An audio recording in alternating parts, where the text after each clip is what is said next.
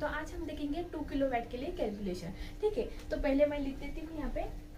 हम क्या करेंगे, ये जो कन्वर्जन है kilowatt two ampere, single phase के लिए भी देखेंगे और 3 फेज के लिए भी देखेंगे। तो पहले हम देखते हैं सिंगल फेज के लिए। यहाँ पे मैं लिख देती हूँ, हम कन्वर्जन जो कर रहे हैं किलोवाट टू एम्पियर।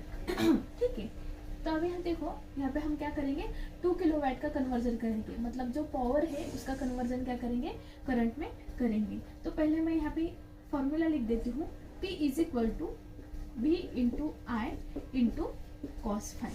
अभी यहाँ पे हमें क्या मालूम होना चाहिए, पावर। देखो हमारी पावर क्या है, मैंने आपको बताया पहले ही, पावर है हमारी 2 किलोवाट है।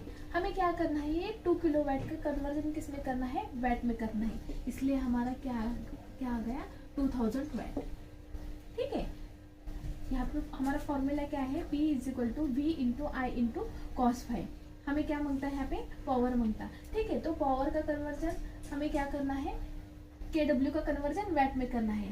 हम क्या कैलकुलेट कर रहे हैं, 2 किलोवाट के लिए, इसलिए हमारा वैट कितना आ गया, 2000 वैट। ठीक है, तो हम यहाँ पे क्या करेंगे, अभी हम सिंगल फेज के लिए कैलकुलेट करें। सिंगल फेज के लिए हमारा वोल्टेज आता है 220 वोल्ट। ठीक है, तो इस तरह हम क्या करेंगे, यहाँ पे वैल्यू पुटअप करेंगे। हमारी पावर है 2000 वैट, वोल्टेज है हमारा 220 इंटू हमारा क्या करना है, करंट कैलकुलेट करना है। और कॉस फाइव हमारा क्या है, नॉर्मली 0.8 या तो फिर वो यूनिटी रहता है। तो यहाँ पे हम क्या करेंगे, 0.8 लेंगे। उसके बाद हम क्या करेंगे, क्रॉस मल्टीप्लीकेशन करेंगे, 2000 divided by 220 into 0.8 is equal to I.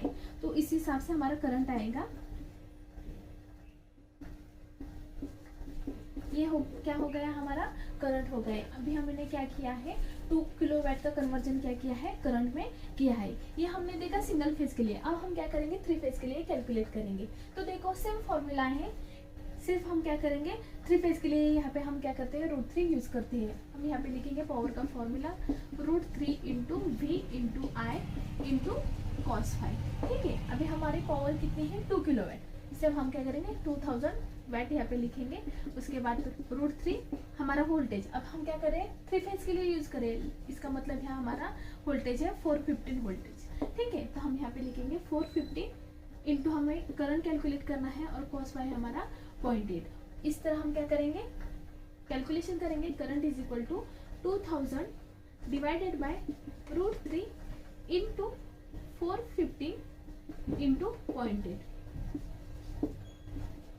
तो इसी तरह हमारे करंट की वैल्यू आ गई 3.48 एम्पियर। ठीक है, तो हमने क्या किया है, 2 किलोवाट जो पावर है 3 फेज के लिए, वो कितना करंट देगा हमारा, 3.48।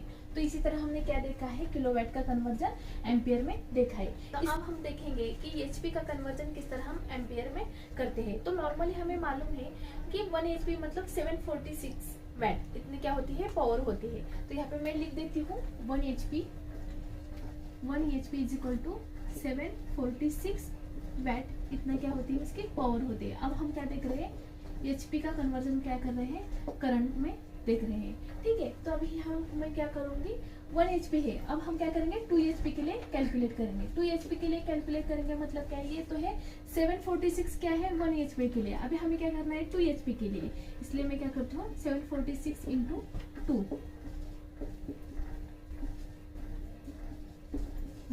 तो ये क्या हो गया, 2 HP की पावर कितने हो गए, 1492 वैट, इतनी क्या हो गई, 2 HP की पावर हो गई। अभी हमें क्या करना है, 2 HP का कन्वर्जन क्या करना है, करंट में करना है। इसलिए मैं यहाँ पे फॉर्मूला लिख देती हूँ, V into I into cos five. ठीक है, हमारी पावर कितनी है, यहाँ पे ये जो है ये हमारी पावर है 1492 इज इक्वल टू वोल्टेज।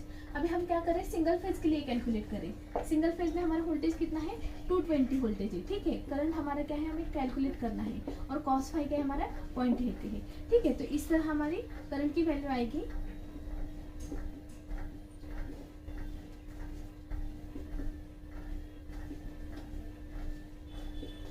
तो इस तरह हमारी करंट की value I 8.48 ampere.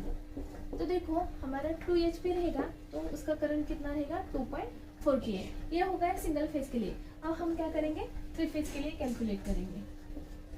Same formula, P is equal to V, अभी यहाँ पे √3 आएगा, ठीक है, √3 V into I into cos five, ठीक है। अभी हम क्या करें 2 HP के लिए नहीं, अभी थ्री फेज में हम क्या करेंगे 5 HP के लिए कैलकुलेट करेंगे। तो हम क्या करेंगे यहाँ पे सेम 1 HP के लिए वैल्यू कितनी है 746, 5 HP के लिए मतलब हम क्या करेंगे 5 से उसको मल्टीप्लाई करेंगे,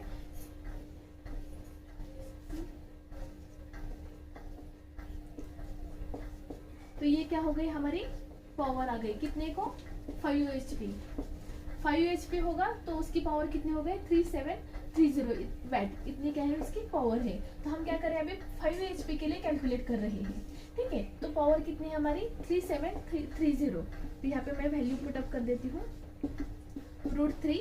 अभी वोल्टेज हम 3 फेज के लिए कैलकुलेट करें, इसलिए हम वोल्टेज कितना लेंगे 415, ठीक है। Current as it is cos 5, उसी तरह हम क्या करेंगे अभी कैलकुलेट करेंगे, डिवाइडेड बाय ये एज इट इज रखेंगे,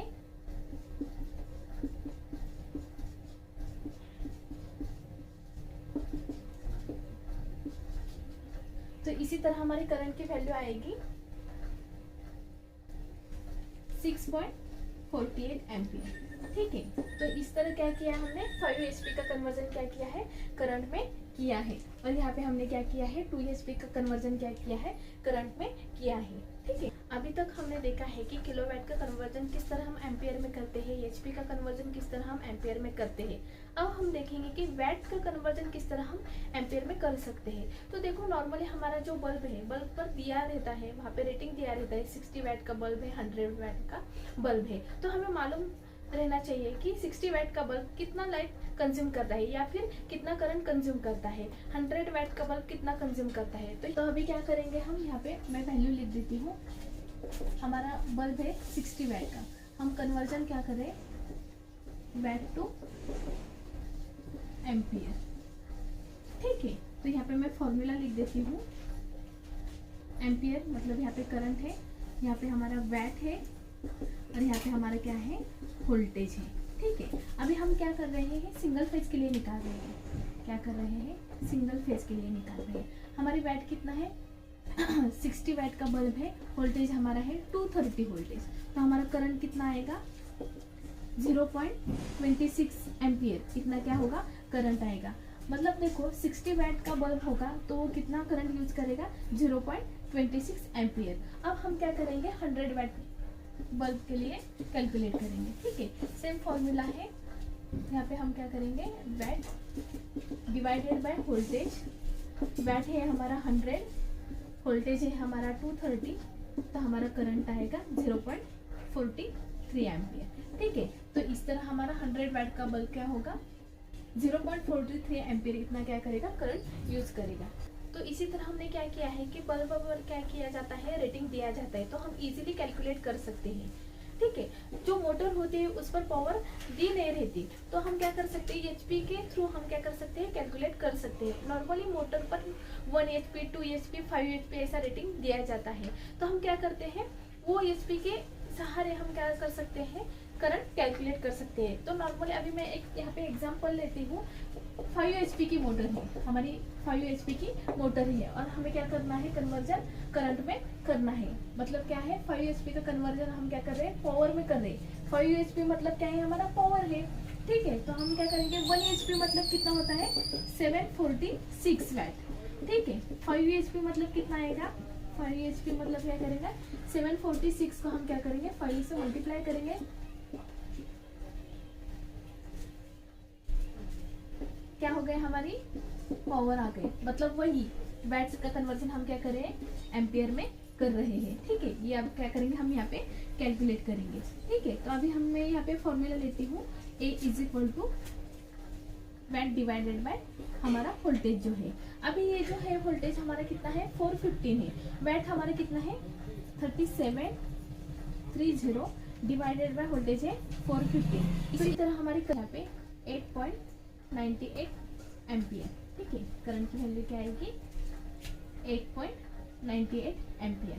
तो इसी तरह हमने क्या किया है, सपोज हमारी मोटर 5 HP की रहेगी तो वो कितना करंट लेगी 8.98 एम्पियर। तो इसी तरह आज के वीडियो में हमने क्या किया है क्या देखा है, किलोवाट का कन्वर्जन एम्पियर में देखा है, उसके बाद हमने एचपी का कन्वर्जन एम्पियर में देखा है, और उसके बाद वैट का कन्वर्जन एम्पियर में देखा है, करंट में देखा है।